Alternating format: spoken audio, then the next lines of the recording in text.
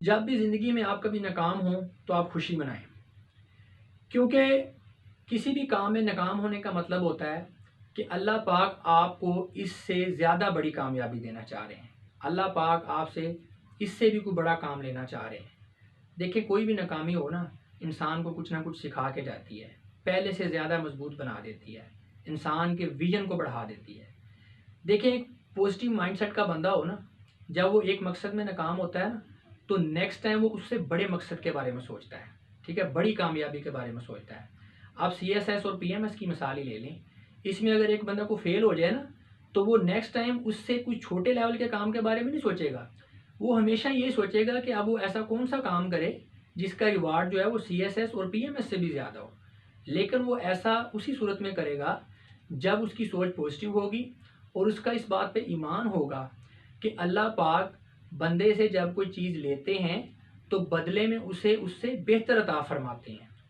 اور ویسے بھی ایسی ناکامی سے بڑی کامیابی اور کیا ہو سکتی ہے جو بندے کو اللہ کے قریب کر دے، کیونکہ جب انسان ناکام ہوتا ہے تو ایک دفعہ اس کا دل تو ٹوٹتا ہے، اور اللہ پاک کا بسیرا ٹوٹے دلوں میں ہوتا ہے، یہ مشہور بات ہے۔ اور بعض اوقات اللہ پاک بندے کو ناکام کرتے ہی اس لیے ہیں کہ جو بندہ ہے نا وہ ہدایت یافتہ بن جائے،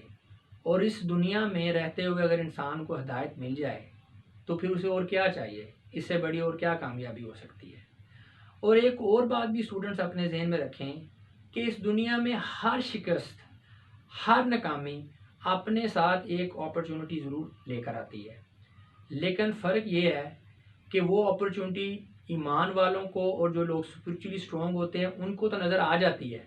لیکن